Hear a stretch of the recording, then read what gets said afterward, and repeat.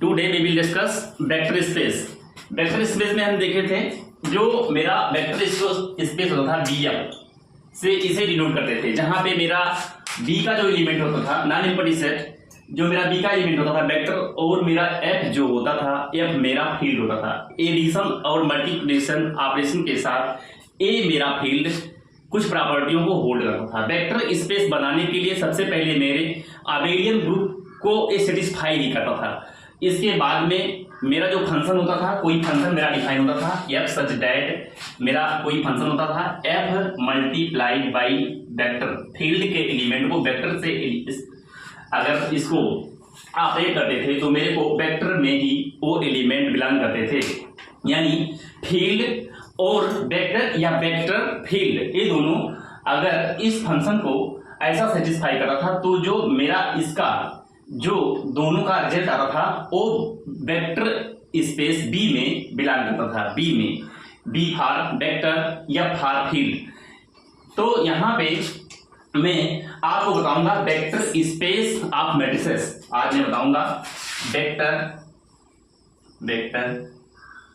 Space of matrices. Vector space of matrices, vector space of matrices में आपको मैं ये बताऊंगा, जैसे मैट्रिक्स होती है मेरी n क्रॉस n की मैट्रिक्स होती है, या मेरी कितनी भी जो मैट्रिक्स दी हुई हो, तो उस मैट्रिक्स में ए मेरा बताता है जो मेरा बी है, यहाँ पे बी ए मैट्रिक्स के जैसा बिहेव करेगा। यानी ए आई जे सफिक्स में आई जे है और ए है, और यम क्रॉस यन, यानी यहाँ पे आप देख पा रहे हैं कि जो मेरा मैट्रिक्स के अंदर एंट्री है, every elements of matrices a i j m row and n column, आप यहाँ पे देख पा रहे हैं यम रो और एन कॉलम यहाँ पे रिप्रेजेंट कर रहे हैं। तो यहाँ पे जो यम नंबर ऑफ रो होंगे, एन नंबर्स ऑफ कॉलम होंगे, इनके ऊपर आपको फील्ड ए मेरा बी हो गया और मेरा जो एफ है ए एफ जो है आर प्लस डॉट, आर मेरा एडिशन और डॉट मेरा मल्टीप्लिकेशन। तो ए बी ओवर आर, यानी यहां पे जो मैट्रिक्स है बी ओवर एफ है, ए वेक्टर स्पेस ऑफ मैट्रिसेस है। तो इसको आप ऐसे देख पाएंगे कि जो बी है ए क्या है आपका M cross N, M for matrix, M row N column, B मेरा एक नॉन एम्प्टी सेट है। तो यहाँ पे आप देख collection of all m cross n matrices, ये यहाँ पे जो है ये इसको आप कह पाएंगे collection of m cross n matrices. M cross n की मैट्रिक्स है जहां पे यम रो और एन कॉलम है। तो इसको आप दिखा पाओगे कि जो वेक्टर के अंदर एलिमेंट होंगे, जो वेक्टर होंगे इंडिविजुअल अलग अलग वेक्टर होंगे, और वेक्टर मान लीजिए वेक्टर को काउंट करोगे 1 2 3 4 5 6 कुछ भी होंगे, जो एलिमेंट इसके होंगे वो वेक्टर के फॉर्म में होंगे। मैग्नीट्यूड के साथ साथ इसके डायरेक्शन भी होते हैं वेक्टर की, जबकि फील्ड के जो एलिमेंट होते हैं उसके पास सिर्फ ओनली मैग्नीट्यूड होता है। तो यहाँ पे आप देख पाए कि जो मेरा ये जो वेक्टर है इसको m cross n matrices collection of m cross n matrices है, इसको आप ऐसे लिख पाओगे कि r के पावर m क्रॉस n, यानी जो यहाँ पे एलिमेंट आएंगे आपके रियल नंबर से ही दो एलिमेंट आएंगे, तो वहां पे m यहाँ पे रो n आपका कॉलम। तो कहीं कहीं एग्जामों में क्या होता है कि ऐसा दिया जाता है m क्रॉस n या r के पावर m क्रॉस n, तो वहां पे आप जान जाना कि ये एक मैट्रिक्स ही है जो जिसमें m रो और n कॉलम है, ठीक है ना। इसके बाद इसके ऊपर कोई फील्ड लगा देंगे, तो फील्ड का भी एलिमेंट क्या है, ए भी आर से ही आता है, आर से आता है, यानी रियल नंबर से फील्ड के भी एलिमेंट अपने आ गए। तो यहाँ पे आप देख पाए कि आर ओवर आर ही जैसा यहाँ पे कुछ मिला, तो ये वेक्टर स्पेस बनाएगा कि नहीं बनाएगा। तो वेक्टर स्पेस बनाने के लिए क्या होता था, closure property, associative identity, inverse एचआर हो गए, फिर अबेलियन, यानी अबेलियन ग्रुप सेटिस्फाई कर गया।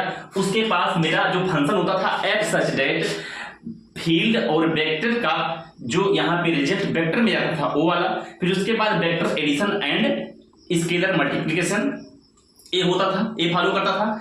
उसके बाद में यहाँ पे स्केलर का मल्टीप्लिकेशन वेक्टर के साथ ए वाली भी एक प्रॉपर्टी होती थी कि अल्फा बीटा और मेरा एक वेक्टर होता था जो बी का एलिमेंट होता था और फिर क्या होता था यार अल्फा और ये बन जाता था बीटा एक्स। इस प्रकार का एक रिजल्ट होता था।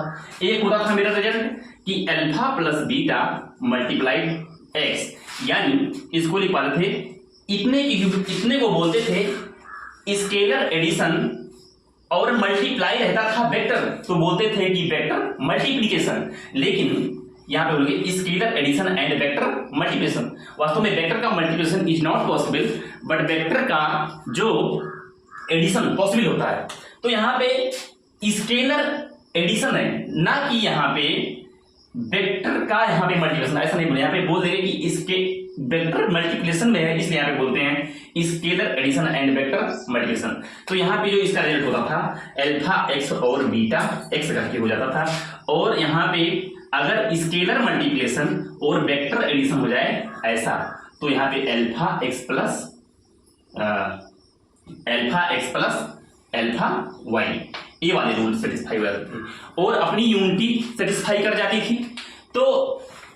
तो अबेलियन बनते हुए चार प्रॉपर्टी और आपकी अबेलियन वाली प्रॉपर्टी हो गई।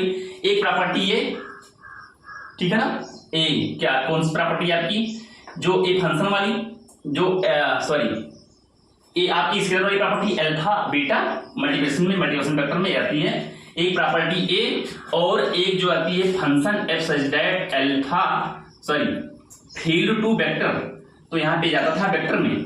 तो एक ये 5वीं 6वीं 7वीं 8वीं और आपकी एक यूनिटी 9वीं और एक आपकी प्रॉपर्टी और होती थी, उसको आप ध्यान करेंगे। तो वो प्रॉपर्टी आपकी क्या होती थी, हाँ उस प्रॉपर्टी को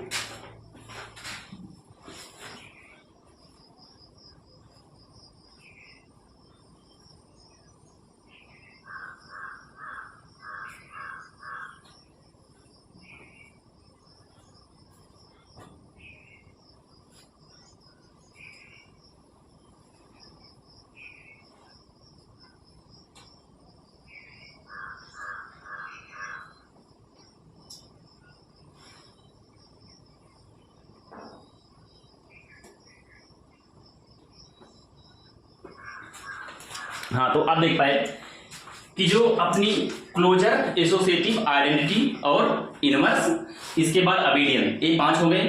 इसके बाद आपका अपना ये आ गया एक 6 7वां 8वां 9वां और एक यूनिटी वाली, एक यूनिटी यानी किसी यूनिट के साथ इसको मल्टीप्लाई करते थे तो मेरा एक्स मिल जाता था। तो इन सब प्रॉपर्टियों को सेटिस्फाई करता था तो मैं बोल देता था कि ये क्या हो गया, अपना वेक्टर स्पेस बन गया। तो इस तरीके से अगर बी एफ यानी जो मेरा वी है कलेक्शन ऑफ मैट्रिसेस है ओवर आर पे मेरा ए वेक्टर स्पेस बना रहा है कि नहीं बना रहा है, तो इन 10 प्रॉपर्टियों को मेरा सेटिस्फाई करेगा। इसका रूप बदलता रहता है। जैसे देखेंगे कि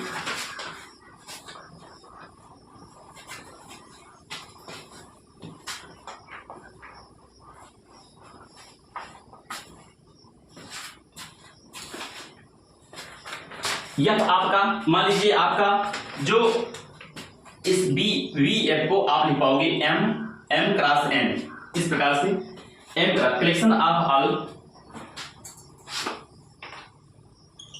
from a vector space under following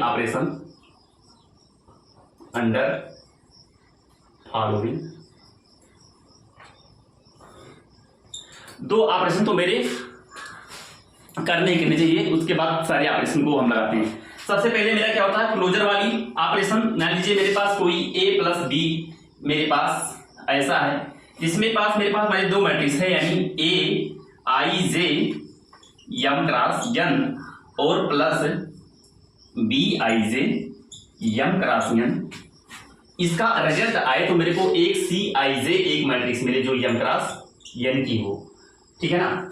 अगर मेरी क्लोजर प्रॉपर्टी होती थी मेरे पास ये जो वेक्टर है यहाँ पे एक कलेक्शन ऑफ मैट्रिसेस है, तो पहली मैट्रिक्स है मैंने लिया रियल से और दूसरी मैट्रिक्स है रियल से BI से। यानी जो ये मैट्रिक्स है R की पावर m क्रॉस n यही के एलिमेंट इसके पास हैं। इसके रिजल्टेंट Cij A भी R m क्रॉस n के एलिमेंट होंगे। तो एक क्लोजर प्रॉपर्टी हो गई। क्लोजर है, एसोसिएटिव, आइडेंटिटी, इनवर्स, इन सबको चेक करेंगे। इसके बाद स्केलर एडिशन वेक्टर मल्टीप्लिकेशन या वेक्टर एडिशन स्केलर मल्टीप्लिकेशन होती थी, उनकी चेक करनी होती थी मेरे को। तो सबसे पहले मेरे पास फंक्शन जो होता था f सच दैट, जो होता था मेरा f into vector A vector हो जाता था। तो यानी आप मान लीजिए f such that alpha x इस टाइप का, मान लीजिए मेरे पास कोई ए मल्टीप्लिकेशन है ए, तो यहाँ पे क्या रहेगा अल्फा x, यानी ये वाली प्रॉपर्टी भी सेटिस्फाई होनी चाहिए। इस प्रॉपर्टी को अगर सेटिस्फाई करेगा तो मैं आगे चेक कर पाऊंगा। यानी अगर मेरे पास अल्फा ए यानी alpha A i j m cross n की एक मैट्रिक्स हो, कलेक्शन ऑफ मैट्रिसेस हो, तो यहाँ पे कलेक्शन ऑफ मैट्रिक्स एक मैट्रिक्स है, यहाँ पे एम क्रॉस एन एक मैट्रिक्स को मैंने उठाया और अल्फा के साथ ऑपरेट कर दिया। यहाँ पे एक मैट्रिक्स ए आई जे, यहाँ पे बी आई जे, ये इंडिविजुअल अलग अलग मैट्रिक्स हैं। एम ए जो है यहाँ पे कलेक्शन ऑफ मैट्रिक्स इसके अंदर पड़े हुए हैं, जबकि ये इंडिविजुअल मैट्रिक्स है। मैं इस पे लगा रहा हूँ कि क्लोजर प्रॉपर्टी लगा रहा हूँ, तो जैसे मेरे रिजल्ट दो मैट्रिक्स का एडिशन क्या मेरा मैट्रिक्स मिलता है। जैसे m क्रॉस n के मैंने दो मैट्रिक्स लिए तो मेरे को उसका रिजल्ट m क्रॉस n का मैट्रिक्स मिलना चाहिए। अदरवाइज अगर मेरे को m क्रॉस n की मैट्रिक्स नहीं मिल पाएगी तो वो क्लोजर प्रॉपर्टी को फेल कर जाएगा, इट इज नॉट डिफाइंड। तो वहां पे वेक्टर स्पेस को हम डिफाइंड नहीं कर पाएंगे। ऐसे यहाँ पर मैंने क्या एक मैट्रिक्स को लिया, एक स्केलर को लिया, फील्ड वाले एलिमेंट, एक वेक्टर वाले एलिमेंट को लिया, इसको ऐसा ऑपरेट किया तो ये रिजल्ट जो आता अल्फा से अगर इस मैट्रिक्स में मल्टीप्लाई करने से मेरे को कुछ यहाँ पर मैट्रिक्स मिलेगी। जो मैट्रिक्स ऐसी मैट्रिक्स मिलेगी कि जो इस मैट्रिक्स के एलिमेंट में इस अल्फा से ऑपरेट करने पर जो m क्रॉस n की यहाँ पे m क्रॉस n की जो मैट्रिक्स मिलेगी, यहाँ पे अलग अलग एलिमेंट होंगे, तो जो एलिमेंट मिलेगी, तो जो मैट्रिक्स यहाँ पे मैट्रिक्स मिलेगी, इस मैट्रिक्स को इस वेक्टर का इस b का एलिमेंट होना चाहिए। यानी जो यहाँ पे मैट्रिक्स हो वो मैट्रिक्स इस m क्रॉस n यानी r की पावर m क्रॉस n यानी कलेक्शन ऑफ मैट्रिक्स जो यहाँ पे है, इस मैट्रिक्स में जो यहाँ पे कलेक्शन ऑफ मैट्रिक्स है a वाली मैट्रिक्स यहाँ पे मिलनी चाहिए। अगर a वाली मैट्रिक्स यहाँ पे मिल गई तो मैं कह पाऊंगा कि मेरे और सब जो आगे प्रॉपर्टी है आइडेंटिटी, इनवर्स में सबको, यानी कि कोई भी मेरे पास वेक्टर स्पेस दिया हो, मेरे पास इमीडिएटली मैं जीरो वेक्टर को चेक करूंगा, उसके बाद इस वाली प्रॉपर्टी को चेक करूंगा, इस क्लोजर वाली को, फिर इस वाली प्रॉपर्टी को चेक करूंगा। इन सब प्रॉपर्टियों को सेटिस्फाई होते हुए मैं देख पाऊंगा कि मेरा गिवन जो बी एफ है यानी vector space v over f, ये मेरा वेक्टर स्पेस बनाएगा कि नहीं बना पाएगा। इसके बाद मैं आगे बढ़ पाऊंगा। तो इसके रूप बदलते रहते हैं। नोट में आप इसको नोट करेंगे कि जो मेरा वेक्टर स्पेस बी एफ है, इसके रूप ऐसे हैं, जैसे मान लीजिए बी जैसे लिखते थे, क्या बोलते थे, r over r vector space बनाएगा। तो जैसे ए बी का एलिमेंट होता था, ए फील्ड होता था, आर मेरा r over r vector space बनाएगा। ऐसे बोलते थे सी ओवर आर मेरा वेक्टर स्पेस बनाएगा, यानी ए सी मेरा बड़ा होता था और स्मॉल वाले पे यानी सी कॉम्प्लेक्स नंबर और आर मेरा रियल नंबर, बड़े नंबर वाला सेट जो होता था नॉन इम्पॉर्टेंट सेट, जो छोटे वाले उस पे फील्ड पे वेक्टर स्पेस बनाता था। तो यहाँ पे मैं देखूंगा कि जो m क्रॉस n है, नोट में यही देखेंगे कि नोट मार्कर चल नहीं रहा है, तो दूसरा वाला मार्कर कहाँ गया। तो जैसे मान लीजिए आपके पास नोट में आप जैसे मतलब m cross n over r a vector space होगा, a m cross n over q vector space, m cross n over c vector space, okay, r q root 2। यहाँ पे हो सकता है कोई डिस्टर्बेंस भी हो जाए, तो m r पे देखेंगे और इस पे देखेंगे m q रूट 2 और q रूट 3, ऐसा q root 3, m cross n q root 2 comma root 3, ऐसा देखेंगे इस टाइप से। ठीक है, इस टाइप के मेरे क्या होते हैं, वेक्टर बनते हैं। All are example of vector space, ये जो सभी हैं all are examples of vector space, ये वेक्टर स्पेस के एग्जाम्पल हैं। लेकिन मान लीजिए मेरा कोई जो वेक्टर दिया हुआ वेक्टर स्पेस, यहाँ पे मैट्रिक्स ओवरफिल्ड पे जो मेरा दिया हुआ है रेशनल नंबर पे, तो मान लीजिए अगर यहाँ पे m बराबर n हो जाए, यानी रो बराबर कॉलम हो जाए, तो यहाँ पे इसी चीज को एग्जाम में क्या होता है, ऐसा दिया हुआ तो आप जानेंगे कि m रो n कॉलम आपके पास है, लेकिन अगर m बराबर n अगर आपको दिया हो तो इसका रिजल्ट होता है, नोट में इसको जानते रहेंगे कि एफ m बराबर n, then adopt the symbol, then adopted symbol m and f for field, यहाँ पे है फील्ड मतलब आपका इस Q√2 कुछ भी जो r या Q√2 ये जो क्या है, ए फील्ड है, ये यहाँ पे फील्ड है, और mn क्या है, mn, जैसे यहाँ पे m ए आपकी मैट्रिक्स है m क्रॉस n की, m क्या है आपकी जो रो n कॉलम है, तो यहाँ पे जब रो कॉलम हो जाएंगे तो इसी सिंबल को मैं अडॉप्ट कर लूंगा इस फॉर्म में। यानी अगर मेरे एग्जाम में कहीं ऐसा आ गया mn और फील्ड ओवर r, ठीक है ना, तो मैं जान जाऊंगा कि मेरे पास कोई मैट्रिक्स दी हुई जो n क्रॉस n या m क्रॉस n, यानी यहाँ पे रो कॉलम सब बराबर है, तो कुछ भी आप बोल सकते हो, चाहे m लिखो यहाँ पे चाहे n लिखो, तो m क्रॉस n या mn r ओवर r मेरा क्या है, bf जैसा फॉर्म का है। तो मैं फिर इस पे अपनी प्रॉपर्टी जो मेरी 10 प्रॉपर्टी है वेक्टर स्पेस वाली, इन प्रॉपर्टियों को लगाना शुरू करूंगा। जब मैं इन प्रॉपर्टियों को लगाना शुरू करूंगा तो मेरी जब सारी प्रॉपर्टी सेटिस्फाई हो जाएगी तो मैं बोल दूंगा कि mn ओवर r क्या है, मेरा वेक्टर स्पेस है, अदरवाइज बोल दूंगा नहीं है, ठीक है ना। तो यहां पर जैसा कि देख पाए कि वेक्टर स्पेस ऑफ मैट्रिसेस कैसा होता है, तो इसके बाद देखेंगे vector space of polynomial function आप पढ़े होंगे, उसी पे बेस्ड है vector space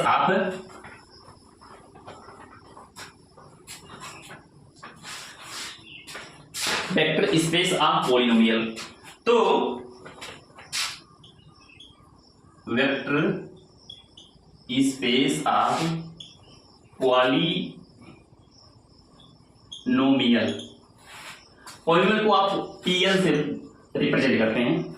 vector space of polynomial, अगर मैं मेरा पास जो ए बी है, एक प्लस एक पॉलिनोमियल है, बी जो मेरा है पॉलिनोमियल, तो यहाँ पे आपको यही देखना है vector space of polynomial degrees at most n, polynomial की डिग्री एट मोस्ट n होती है। तो यहाँ पे आप देखेंगे कि vector space of polynomial of degree at most n small n at degree over field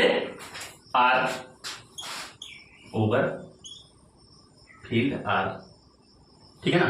यानी अगर आपके पास मेरे पास मान लीजिए कोई वेक्टर ए है, इसको Pn से भी दिखाते हैं, इसको लिख पाओगे पॉलिनोमियल को, क्या लिखोगे, P such that Px is equal to कोई polynomial a0 plus a1x plus a2x square plus a3x cube plus dot dot plus an x power n, ये मेरे पास पॉलिनोमियल दिया हुआ है। तो यानी for all ai belongs to field, यानी real से होंगे, यानी जो b ओवर r है, फील्ड मेरा r है और b मेरा पॉलिनोमियल यानी Pn ओवर r, यही है वेक्टर स्पेस ऑफ पॉलिनोमियल। तो जो मेरा ai है, ai मतलब हर एक टर्म, i वैल्यू 0 तो a0, i की वैल्यू 2 तो a2, i की वैल्यू n तो an, इस प्रकार। तो यहाँ पे देख पाए कि अगर मेरे पास कोई ऐसा स्ट्रक्चर लिखा जाता है P over n polynomial over field, तो मैं इस पे सारी प्रॉपर्टी को लगाऊंगा। मतलब मेरे पास वो 10 प्रॉपर्टी सेटिस्फाई होंगे तभी मैं कह पाऊंगा कि ये वेक्टर स्पेस है। लेकिन साधारण चेक करने के लिए सबसे पहले अबेलियन और वो जो फंक्शन वाली होती है फील्ड और वेक्टर के एलिमेंट को ऑपरेट करके वेक्टर के एलिमेंट में जो एलिमेंट मेरा जाता है तो मैं वहां से चेक कर पाता हूं कि मेरा ए गिवन जो Pn ओवर आर है ये मेरा वेक्टर स्पेस बनाएगा, अदरवाइज मेरा वेक्टर स्पेस बनाने से नहीं कर देगा। तो सबसे पहले क्या करूंगा, मैं इसके क्लोजर प्रॉपर्टी को चेक करूंगा। क्लोजर प्रॉपर्टी चेक करने के लिए मुझे क्या करना चाहिए, मेरे पास दो पॉलिनोमियल होने चाहिए, इस रूप का दो पॉलिनोमियल मैंने Pn और प्लस Qn, मेरे पास दो पॉलिनोमियल है, ये मेरा पॉलिनोमियल है। मैं यहां पर फील्ड के एलिमेंट को बदलूंगा तो मेरे फील्ड आर है, आर में बहुत सारे एलिमेंट हैं, तो यहां से मैं दो अलग अलग पॉलिनोमियल बना लूंगा और इनको ऐड करूंगा। मान लीजिए इसमें a0 a1 a2 चला गया, मेरे पास q1 एक, मेरे पास मान लीजिए लेट कर लिया मैंने कि मेरे पास qn एक पॉलिनोमियल है, तो qn का जो यहाँ पे पॉलिनोमियल मैं लिखना चाहूँ तो मान लीजिए b0 plus b1x plus b2x² plus b3x³ plus dot dot dot plus bn(x⁻n) इस टाइप का। यानी coefficients of qn polynomial is b0 b1 b2 b3 b4 bn तक गए और इसके कोफिशिएंट a0 a1 इस प्रकार से गए। और इसमें जो वेक्टर है, वेक्टर दोनों में क्या है, कांस्टेंट टर्म में यहाँ पे जीरो वेक्टर वेक्टर होना ही चाहिए। अगर आपके पास जीरो वेक्टर है तब आगे बढ़ेंगे। आगे जीरो वेक्टर को देखने के लिए क्या करेंगे, अभी क्या करना देखिए, यहां पे कॉन्जिक्यूटिव टर्म को क्या करेंगे, ऐड करेंगे, तभी तो मैं बता पाऊंगा कि मेरे पास अबेलियन है। तो अबेलियन है, मेरे पास क्लोजर प्रॉपर्टी सेटिस्फाई कराना है, यानी अबेलियन के लिए क्या करना पड़ता है, Pn बराबर जैसे मतलब a प्लस बी बराबर b प्लस से ऐसा होना चाहिए। तो यहाँ पे जैसे Pn plus Qn equal to Pn plus Pn, तो यहाँ पे अबेलियन देखो। तो सबसे पहले मैं Pn प्लस Qn को चेक करना होगा, क्लोजर प्रॉपर्टी को चेक करना होगा। तो क्लोजर के लिए मेरे पास दो पॉइंट मिलेंगे और एसोसिएटिव के लिए मेरे पास तीन पॉइंट मिलेंगे। दोनों का रिजल्ट क्या या तीनों का रिजल्ट क्या होना चाहिए, वेक्टर बी में जाना चाहिए, यानी Pn पॉलिनोमियल में मिलना चाहिए। तो आप यहाँ पे जब देखेंगे इसको ऐड करेंगे इन दिनों को रिस्पेक्टिव जो टर्म है, तो यहाँ पे देख पाएंगे कि a0 plus b0 a0 plus b0 पहला टर्म हो जाएगा। नेक्स्ट टर्म मेरा हो जाएगा a1 plus b1x plus a2 plus b2x² ऐसे प्लस an प्लस bn(x⁻n) इस टाइप से मेरा मिल गया रिजल्ट।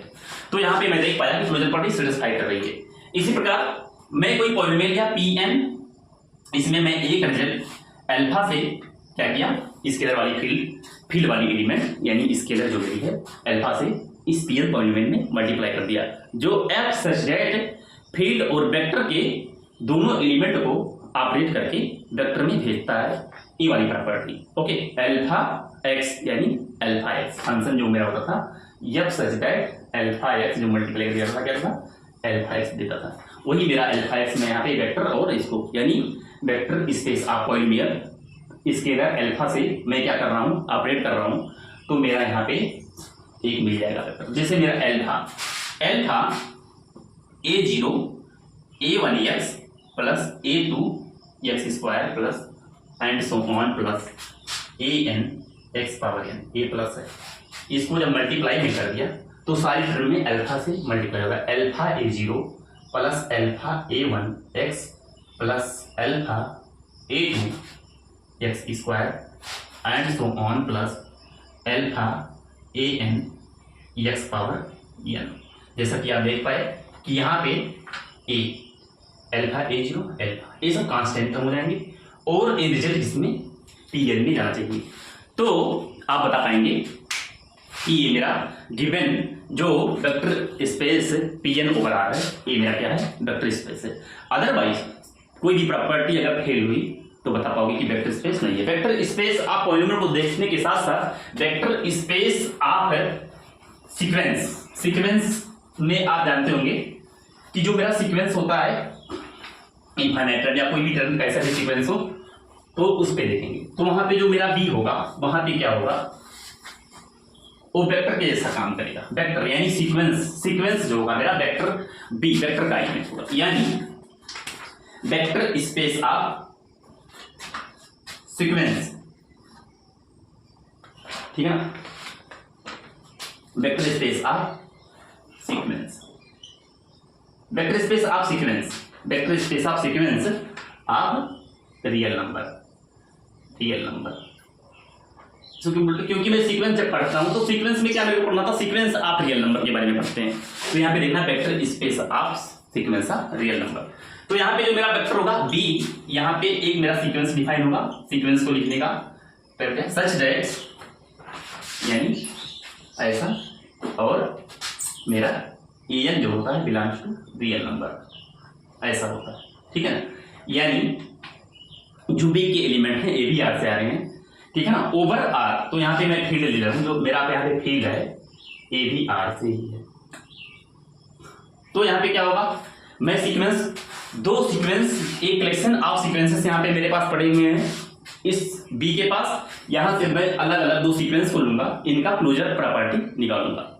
तो अगर मैंने इसकी क्लोजर प्रॉपर्टी को निकाला, क्लोजर यानी मेरे पास दो सीक्वेंस होने चाहिए, यानी A N plus B N, A N plus B N. Sequence को ऐसे लिखेंगे A N plus sequence B N. इनका रिजल्ट क्या आना चाहिए, दोनों का एडिशन होगा। तो यहाँ पे मेरे को एक रिजल्ट सीक्वेंस मिलना चाहिए और ये दोनों रिजल्ट सीक्वेंस बी के होने चाहिए। तो मान लीजिए मेरे पास कोई सीक्वेंस है, मैं फ्लैट कर ले रहा हूँ कि मेरे पास कोई सीक्वेंस है, जैसे ए एन सीक्वेंस है, A1 कामा A2, ऐसे A1 कामा A2 A3, एक सीक्वेंस के टर्म हुए AN तक गए, ओके। और मेरे पास कोई sequence, sorry AN comma dot dot dot ये जाते रहेंगे, और BN मेरे पास दूसरा सीक्वेंस है, B1 comma B2 B3 and so on comma BN comma dot dot, ये चलता रहेगा। सीक्वेंस एक टर्म जो है रुकता नहीं है, एक कंटिन्यू चलता ही जाता है, इट इज सीक्वेंस। तो यहाँ पे क्या होगा कि अगर मैं इन दोनों टर्म को जोड़ूंगा तो मेरे पास AN BN को आपस में जोड़ करेंगे, ऐड करेंगे, तो यहाँ पे मेरा रिजल्ट जो सीक्वेंस मिलेगा क्या मिलेगा, A1 B1, A1 plus B1 comma A2 plus B2 comma and so on comma AN plus BN। इस ऐसे जैसा रिजल्ट मिलेगा, यानी एक रिजल्ट ए मिलेगा, इन दोनों का रिजल्ट एक सीक्वेंस ही मिलेगा, सीक्वेंस का रिजल्ट सीक्वेंस मिलेगा, और ये दोनों सीक्वेंस यहाँ के होंगे, और जो इनके रिजल्ट आएंगे ए भी यही बिलोंग कर जाएंगे, तो मैं बोल दूंगा मेरी क्लोजर प्रॉपर्टी सेटिस्फाई हो गई। इसी प्रकार मैंने कोई सीक्वेंस लिया, जो मेरा सीक्वेंस यहाँ से उठाया, मैंने बी से सीक्वेंस को उठाया, स्केलर से एक मल्टीप्लाई कर दिया, यानी अल्फा एन मेरा एक सीक्वेंस है, अल्फा एक मेरा स्केलर ए फील्ड का है, ए वेक्टर का है। तो यहाँ पे क्या होना चाहिए, मान लीजिए मेरे पास अल्फा है और मेरा जो सीक्वेंस का टर्म है आप जानते हो A1 A2 A3 and so on AN comma and so on चलता जा रहा है। तो यहाँ पे क्या होगा, ए स्केलर इसमें multiply alpha A1 comma alpha A2 comma dot dot dot comma alpha AN comma dot dot and so on चलता जाएगा। तो ये मेरा एक सीक्वेंस मिलेगा, जो इस सीक्वेंस कहाँ पे बी में बिलोंग करेगा, यानी vector space of sequence of real number जो होंगे आपके ए बी वेक्टर स्पेस बनाएंगे over field at it is r. तो यहाँ पर सारी प्रॉपर्टी ए बी सेटिस्फाई करेगा। तो यहाँ पर आप देख पाएंगे कि जो सीक्वेंस भी मेरे होते हैं ए बी वेक्टर स्पेस बनाते हैं। इसके बाद में इसके पहले जो अभी आपने देखा था Pn जो पॉलिनोमियल था, Pn जो पॉलिनोमियल था उसमें A0 plus A1 x plus ऐसे आपका पास जो AN x की पावर है, इसका अगर सेट कॉन्स्ट्रक्ट करते हो, इट इज सेट कॉन्स्ट्रक्ट, तो आपको अगर मान लीजिए सेट कॉन्स्ट्रक्ट करता, मैं यहाँ पे छोड़ी बताता हूँ, मैं कॉन्स्ट्रक्ट सेट करते हो, तो मान लीजिए पास मेरे पास एक इसका सेट कॉन्स्ट्रक्ट किया S हर सेट S, तो मान लीजिए कि सेट कॉन्स्ट्रक्ट हो तो मेरे पास एक 1 मिलेगा, इसका कोफिशिएंट 1, इसका कोफिशिएंट क्या है x, सॉरी यहाँ पे 1, यहाँ पे x, फिर A2 का जो कोफिशिएंट है x स्क्वायर ऐसे ऐसे x के पावर, क्योंकि n ही तक जाता था ना पॉलिनोमियल्स ऑफ डिग्री n, तो यहाँ पे n डिग्री जाती थी, पहला टर्म 0 टर्म होता था A0, ठीक है ना। तो यहाँ पर अगर इसका सेट कॉन्स्टेंट करिए, अगर इस सेट की कार्डिनैलिटी आपको देखनी थी, कार्डिनैलिटी आप यस देखनी होगी, तो इसमें नंबर्स ऑफ टर्म्स कितने हैं, तो number of terms of elements यहाँ पे देख पा रहे हैं 1 2 3 से x के पावर यहाँ पे 1 होगा, 1 2 3 n और 1 यानी n प्लस 1, इसकी कार्डिनैलिटी जो हो गई n प्लस होंगे। पॉलिनोमियल की कार्डिनलिटी n प्लस वन, यहाँ पे Pn अगर पॉलिनोमियल है और डिग्री n का है तो उसकी कार्डिनलिटी n प्लस वन होगी। इसी वे में vector space of sequence of real number पे हो गया। इसके बाद vector space of real valued function, real valued function, ये कौन से फंक्शन आ गए, कुछ अजीब से फंक्शन आ गए। Vector space of real valued, real valued function, मेरे पास वेक्टर स्पेस जो आया बी, जो मेरा आया यह सच दैट कुछ ऐसा मेरा फंक्शन है, यह सबसेट और equal set r to r पे, ये मेरे पास एक रियल वैल्यूड फंक्शन है। ये real valued function set of all real valued function, यही बता रहा है, ये बता रहा है कि set of all real valued function, set of all real valued function defined on यह subset R, real valued function मेरा डिफाइंड है, यह सबसेट आर, यह subset R under following operation, under following operation, real valued function following operation. मेरे पास कोई function है, collection आप यहाँ पे बहुत सारे फंक्शन है रियल वैल्यूड, मेरे पास फंक्शन है f1 f2 या कुछ भी f(x) या fy, ऐसे कुछ भी मैं रैंडम फंक्शन को ले लिया। मेरे को देखना है कि वेक्टर स्पेस आप रियल वैल्यूड फंक्शन जो होते हैं वेक्टर स्पेस बनाते हैं कि नहीं बनाते, मेरे को यहाँ पे चेक करना अगर कैसे। तो मेरी मान लीजिए मेरे पास दो फंक्शन है, इंडिविजुअली मैंने दो फंक्शन ले लिया और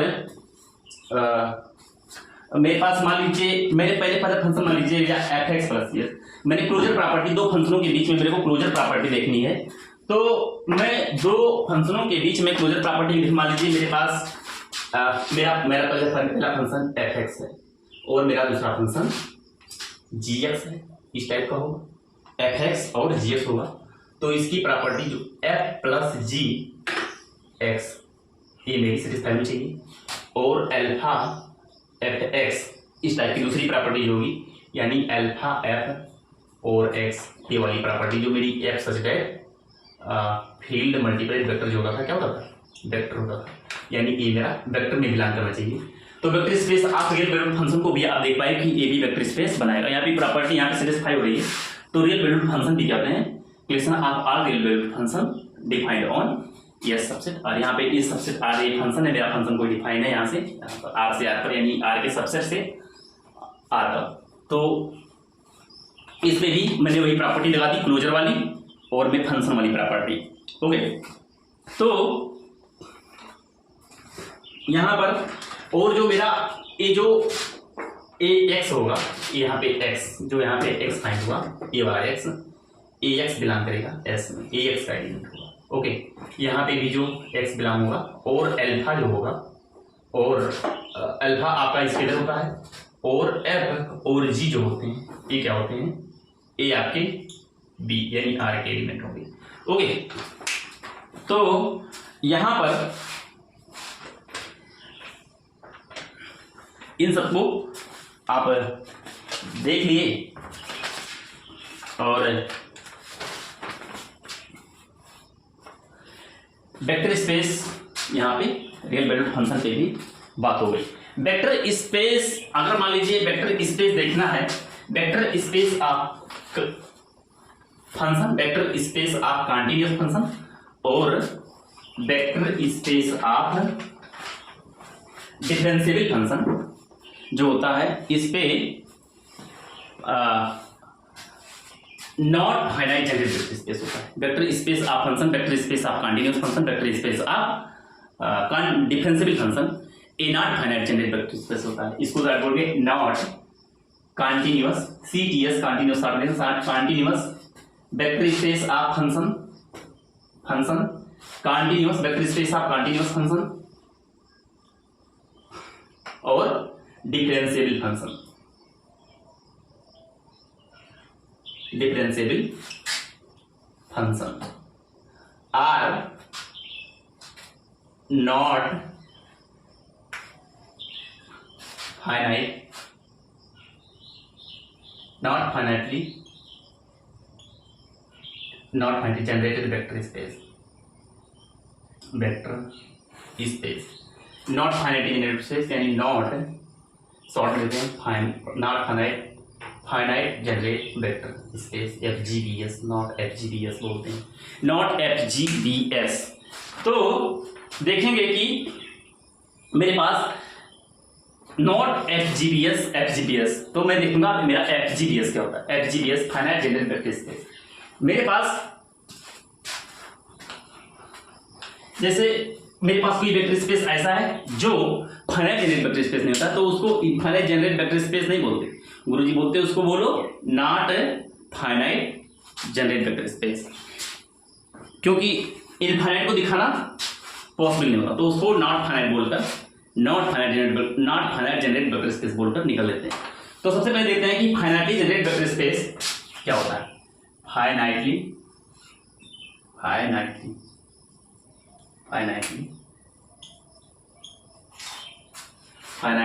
generated vector space FGVS finite generated vector space. Any vector space v over field F is called finite. Any vector v over field F is called finite generate vector FGVS finite generate vector space if there exist, इसको there exist बोलते हैं, इस symbol को बोलते हैं there exist, और इसको अगर ऐसे कट कर दें, ऐसे इसको कट करें तो not there exist, not there exist, ठीक है ना।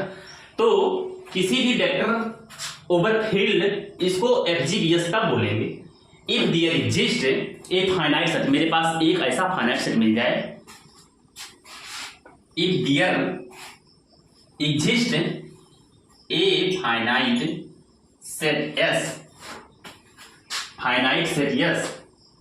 ऑफ B सच दैट को शॉर्ट में एक मेरा finite set s of v का एक फाइनाइट सेट मेरा इस प्रकार से एग्जिस्ट कर जाए, ठीक है ना, सच दैट जो LS बराबर B that is B can be generate by A finite set, that is B can be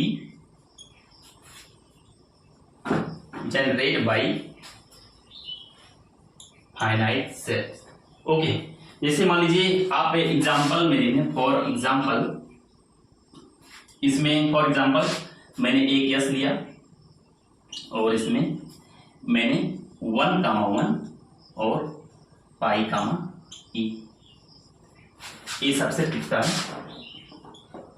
R² का, क्योंकि एक पेयर वाले एलिमेंट है 1,1 और पाई कामा ई, तो ये क्या है R² के एलिमेंट है। यानी यहां पे देखा जाए LS बराबर R², जो मेरा LS बनेगा ये क्या बनेगा R² बनेगा।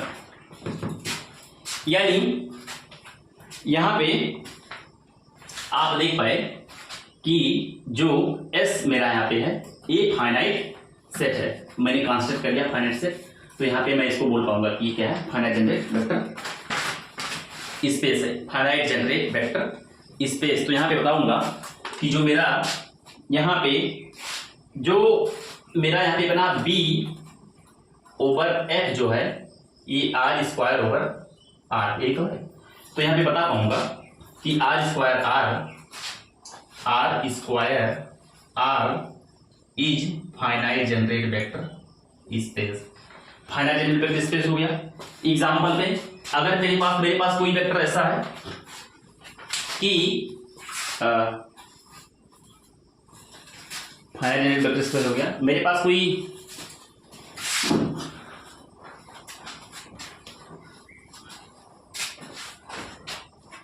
Vector space of continuous function जिसका डोमेन दिया हुआ है, vector space of continuous function on domain कोई दिया है, मान लीजिए 1, -1 पे दिया हुआ है, ओवर फील्ड आर पे, over field r vector space of continuous function जिसका डोमेन दिया है +1 से -1 के बीच में मेरा फंक्शन क्या है, कॉन्टिन्यूअस है फील्ड आर पे।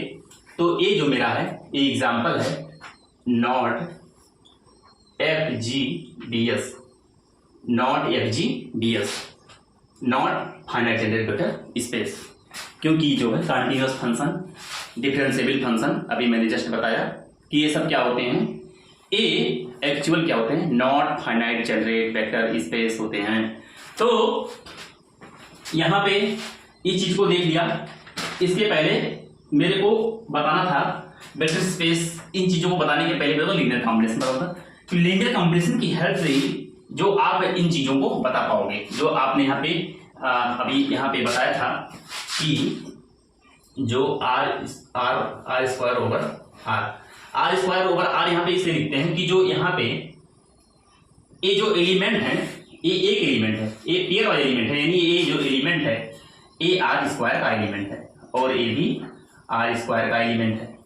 आर का एलिमेंट जो होता है इंडिविजुअल एलिमेंट होता है, यहाँ पे ये पेयर वाइज एलिमेंट है, इसलिए आर स्क्वायर जो है। और जो मेरा फील्ड है वो आर, यहाँ पे नंबरिंग 1 2 3 4 5 6 0 -1 -2 ये वाले एलिमेंट यहाँ पे पड़े हुए हैं। और यहाँ पर ये जो इसके एलिमेंट को दिखाना होगा कोऑर्डिनेट में, मान लीजिए 1, 1 दिखाना, तो 1, 1 इधर 1 इधर, पॉजिटिव कोऑर्डिनेट में 1, 1 तो पॉइंट भी यहाँ पे मिलेगा, यानी 1, 1 यहाँ पे मिलेगा। तो ऐसे पाई की वैल्यू निकालेंगे 22/7 और ई की वैल्यू 1 जो भी कुछ होती है 1.4 ऐसे कुछ करके होती है, तो उसकी वैल्यू देखेंगे तो भी फर्स्ट कोऑर्डिनेट में पॉजिटिव वैल्यू मिलेगी, तो यहाँ पे कहीं पे पॉइंट मान लीजिए कहीं पे वो भी मिलेगी। तो ये मेरे आर स्क्वायर के एलिमेंट है और जो मेरे फील्ड दिया है यहाँ पे, तो इसको लीनियर कॉम्बिनेशन की हेल्प से ही तो इसको देख पाएंगे। लीनियर कॉम्बिनेशन, लीनियर डिफरेंस जिसको आता होगा तभी बता पाएगा कि ये फाइनाइट जनरेट होगा कि not finite generate vector space होगा। तो पहले लीनियर कॉम्बिनेशन जो होता है इसको देखेंगे। लीनियर कॉम्बिनेशन देखने के लिए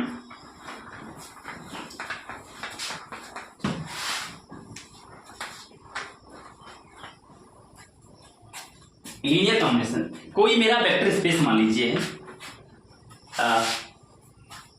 लीनियर कॉम्बिनेशन, लेट कर ले रहे हैं BF vector space over field है, let BF be a vector space over field F, और लेट कर ले रहा हूं x1 x2 and so on xn।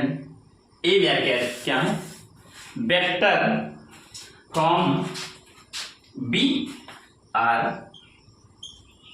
Vector from B and α1 α2 α3 and so on α1 are scalar from field R, from field R के। तो मेरे vector जो 1 से लेकर यहाँ तक मेरे वेक्टर ए बी के हुए और ए α1 αn तक ए यहाँ पे ए सब स्केलर हुए फ्रॉम फील्ड आर से। देन द वेक्टर, तो मेरा वेक्टर मान लीजिए मेरा वेक्टर एक्स है, यानी इसको आप लिखेंगे ऐसे, then the vector α1 x1 α2 x2 plus α3 x3 plus and so on plus αn xn, इस टाइप से आप लिख पाएंगे। Is called linear combination of vectors, is called linear combination of vectors X I मतलब यहाँ पे सारे एक्स आई के लीनियर कॉम्बिनेशन है, और इसको मैं यहाँ पे लिख दिया, ए मेरा कैपिटल एक्स है, कैपिटल एक्स है, तो यहाँ पे लिख दिया linear combination of vectors x eyes over field field F, मेरा फील्ड जो है ओवर फील्ड एफ है। तो मेरा फील्ड यहाँ पे रियल नंबर है, तो यहाँ रियल नंबर के एलिमेंट होंगे ए अल्फा 1 अल्फा 2 अल्फा 3 ये सब होंगे ओवर फील्ड है। और जो मेरा यहाँ पे कैपिटल है ये जनरेटिंग वेक्टर है, और जो कैपिटल एस है इज जनरेटिंग वेक्टर, यानी x generate by excise, x generate by excise. तो यहाँ पे देख पाए कि जो एक्स मेरा जनरेटिंग वेक्टर है, लीनियर कॉम्बिनेशन ऐसे होता है। तो लीनियर कॉम्बिनेशन में जैसे आप जान पाए कि यहाँ पे क्या होता है, यहाँ पे कुछ चीज नोट कर लेंगे, नोट में देखेंगे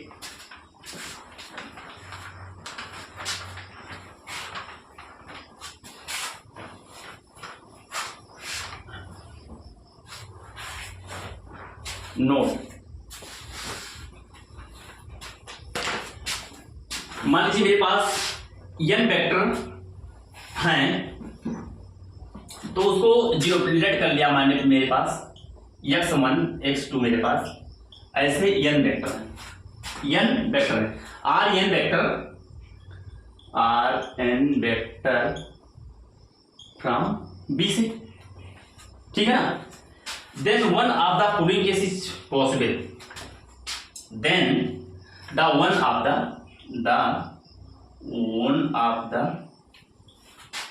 following case is possible. कौन सा case? Trivial linear combination of zero vector. मान लीजिए मेरे पास कोई जीरो वेक्टर है, तो zero x1 plus 0 x2 plus 0 x3 plus dot dot dot plus 0 xn, इसको बोलते हैं trivial linear combination of zero vector, इसे बोलते हैं trivial linear combination of zero vector. ये हमेशा वेक्टर स्पेस में ऑलवेज पॉसिबल होता है, ऑलवेज पॉसिबल। मैंने बताया था कि जीरो वेक्टर होना पॉसिबल है, यानी मेरे पास कोई अगर वेक्टर स्पेस है तो उसके पास जीरो वेक्टर रखना जरूरी है। अगर मेरे कोई वेक्टर ऐसा दिया हुआ है और जिसपे वेक्टर स्पेस को मैं डिफाइन करूँ, सबसे पहले मैं क्या करूंगा, जीरो वेक्टर चेक करूंगा। अगर मेरे को जीरो वेक्टर मिल गया तो फिर आगे प्रॉपर्टी लगाऊंगा, अगर मेरे को जीरो वेक्टर नहीं मिल रहे हैं तो मैं जीरो वेक्टर को नहीं लगाऊंगा। यानी यहाँ पे सारे अल्फा आई जो है, यहाँ पे अल्फा आई को किससे होता है लीनियर कॉम्बिनेशन में, आल अल्फा आई, यानी सभी अल्फा आई यहाँ पे zero implies A I for all, A I क्या है, A I for all, A I equal to 0, यानी I equal to 1 to n, सभी ए आई 0 है, ठीक है ना। फॉर आल ए आई क्या है 0 है। अगर इसमें कोई भी एट लीस्ट अगर मेरे पास there are alpha 1 alpha 2 alpha 3 alpha n, इसमें से कोई भी अगर एक नहीं जीरो है, नॉट ऑल जीरो, कोई इसमें से एक जीरो नहीं है, एट लीस्ट इसको बोलते हैं at least alpha i not equal to 0, तो जो मेरा रहेगा non trivial linear combination of zero vector. यानी अगर मेरे पास ऐसा हो जाए कि जो जीरो है alpha 1 x1 alpha 2 x2 alpha 3 x3 data dot plus alpha n xn, ऐसा हो जाए और मेरे पास एट लीस्ट इसमें से कोई भी अल्फा आई अगर जीरो ना हो तो ये रहेगा not trivial linear combination of zero vector, इसको बोलेंगे, इसी के आगे नॉट लगा देंगे, not trivial linear combination of zero vector. आप लिख लेना इसको, नॉट लीनियर कॉम्बिनेशन। ये हमेशा पॉसिबल नहीं होता, नॉट ऑलवेज पॉसिबल, ये जो चीजें होती हैं नॉट ऑलवेज पॉसिबल। क्योंकि ये चीजें अगर पॉसिबल हो गई तो फिर मेरा जीरो वेक्टर मिलेगा ही नहीं, तो जीरो वेक्टर मिलेगा नहीं तो वेक्टर स्पेस बनेगा ही नहीं, तो ये हमेशा पॉसिबल नहीं होती। अगर मेरा वेक्टर स्पेस है तो थोड़ी ना पॉसिबल हो पाएगा, लेकिन मेरा वेक्टर स्पेस है तो जीरो वेक्टर मिले तो मिलेगा, ट्रिपल लीनियर कॉम्बिनेशन पॉसिबल होगा, और not triple linear combination always not possible. तो यहाँ पे देखिए, तो not triple linear combination is always not possible. तो नॉट ट्रिपल लीनियर कॉम्बिनेशन पे मैं आप लिखा हूँ triple linear combination and non triple linear combination. Triple linear combination and non triple linear combination, मैं यहाँ पे एक वेक्टर ले रहा हूं आर स्क्वायर ओवर आर पे, मैं यहाँ पे दिखा रहा हूं कि वो नॉन ट्रिपल लीनियर कॉम्बिनेशन कैसे बनता है। बहुत आसान है, बस इसको करते जाओ और लिख पाते जाओ। टेलीग्राम पे आना, वहां पे सारी चीजें आपको दिखेंगी, वहां पे मैं सब चीजें पढ़ा दे रहा हूं। मेरे पास यहाँ पे एक है, इसे आदंतो बी एफ क्या होता है वेक्टर स्पेस, मैंने लिया आर स्क्वायर ओवर आर। मेरा एक यहाँ पे एक क्वेश्चन मैं बता रहा हूँ आपको। तो मेरा मान लीजिए मेरे पास एक वेक्टर x1 है जिसकी वैल्यू मैं आपको दे रहा हूं 1, 0, और मेरे पास x2 है जिसकी वैल्यू आपको है 1, -1। ये दोनों एलिमेंट किसके हैं, आर स्क्वायर के, क्योंकि पेयर वाइज है, जो इस कोऑर्डिनेट पे नहीं मिलेंगे ना, 1, 0 यानी x1 ए पॉइंट वहां मिलेगा, यानी 1, 0 यही है, y यहाँ पे 0, x1 है, और यहाँ पे 1, -1 यानी x1 है और y क्या है, -1 है, तो -1 यहाँ पे कहीं मिलेगा और मेरा a1 यहाँ पे मिलेगा, तो ये पॉइंट कहीं यहाँ मिलेगा, तो ये क्या है 1, -1 कोऑर्डिनेट में। ये आर स्क्वायर प्लेन है ना, पता ही है ना। तो यहाँ पे देखिए मैं क्या करूंगा कि सबसे पहले इसको लीनियर कॉम्बिनेशन में लिखने की कोशिश करूंगा। इसको लिखने के लिए मेरे को क्या आर्बिट्रेरी वेक्टर एक लेने लेंगे, लेट कर ले रहा हूं कि मेरे पास एक x बराबर a, b, एक क्या है आर्बिट्रेरी वेक्टर, आर्बिट्रेरी वेक्टर, मेरे पास एक x आर्बिट्रेरी वेक्टर है। अब मेरे पास क्या होगा, लीनियर कॉम्बिनेशन में लिखने के लिए वेक्टर और स्केलर के एलिमेंट होना चाहिए। तो मान लीजिए मैं स्केलर एक यहाँ पे ले रहा हूँ α1 और α2, दो स्केलर ले रहा हूँ, कहाँ से, r से ले रहा हूँ, क्योंकि स्केलर या मेरी फील्ड क्या है, r है, तो मैं यहाँ से ले रहा हूँ α1 α2। तो इसको मैं लीनियर कॉम्बिनेशन में क्या होगा, α1 x1 plus α2 x2 equal to क्या होगा, जो मेरा आर्बिट्रेरी वेक्टर है x यानी a, b। तो यहाँ पे मैं देख पा रहा हूँ कि α1 x1 की वैल्यू यहाँ पे पुट करना होगा 1, 0 plus α2 1, -1 equal to arbitrary vector a, b। A भी a, b ये आर्बिट्रेरी वेक्टर है, इस प्लेन से कहीं पर भी हो सकता है, ए बी की वैल्यू अपने हिसाब से आप चूज कर सकते हैं। मैं यहाँ पे दिखाने के लिए भी ऐसा बताया हूँ। देखिए यहाँ पे क्या है, α1 से यहाँ मल्टीप्लाई होगा तो α1, 0 मिलेगा, और α2 से यहाँ मल्टीप्लाई होगा तो α2, -α2 यहाँ मिलेगा। यहाँ पे आप देख पा रहे हैं कि रिस्पेक्टिवली α1 α2 को अगर आप ऐड करेंगे बराबर a, b, जो आपका आर्बिट्रेरी वेक्टर है, तो यहाँ पे देख पाए कि α1 और α1 रिस्पेक्टिवली पहले टर्म से α1 प्लस α2 बराबर क्या मिल गया a, और फिर देखिए कि 0 -α2 रिस्पेक्टिवली टर्म यानी 0 -α2 बराबर क्या मिल गया आपको भी, यानी यहाँ पे आप देख पा रहे हैं कि इम्प्लाइज α2 बराबर क्या मिल गया -b, α2 की वैल्यू -b मिल गई। यहाँ पे क्या देख पा रहे हैं, इम्प्लाइज α1 बराबर -α2 प्लस a, और α2 की वैल्यू -b है, तो माइनस प्लस यानी b प्लस a, यानी इसको लिख सकते हो a प्लस b, यानी α1 की वैल्यू आपको मिल गई a प्लस b, α2 की वैल्यू -b मिल गई।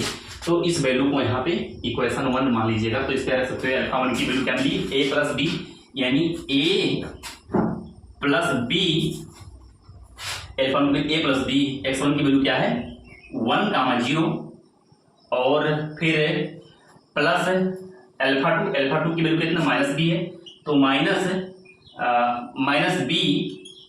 और x2 की वैल्यू क्या है 1, -1 इक्वल टू क्या है a, b।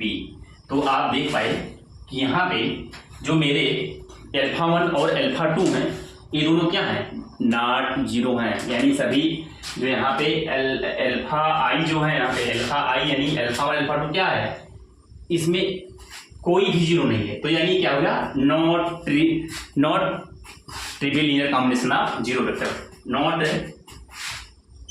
Not trivial linear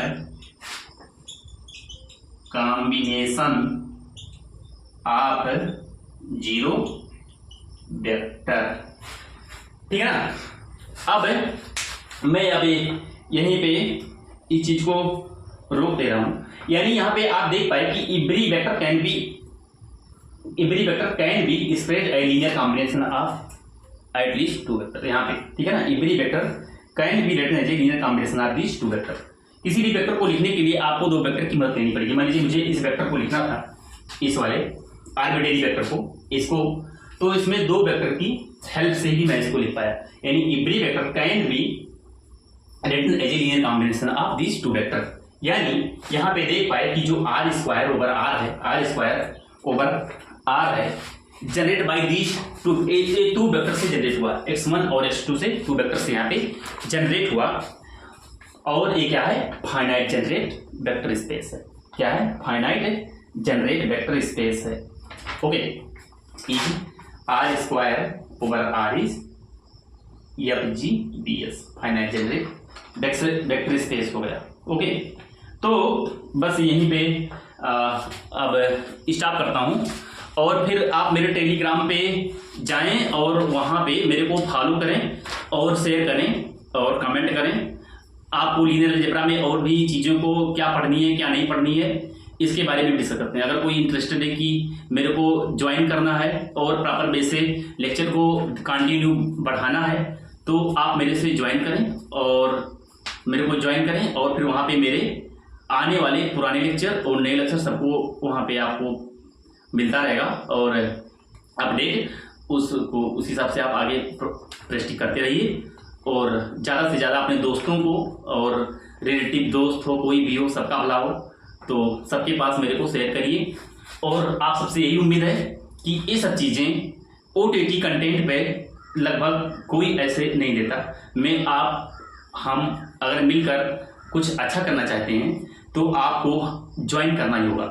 thank you for watching my video.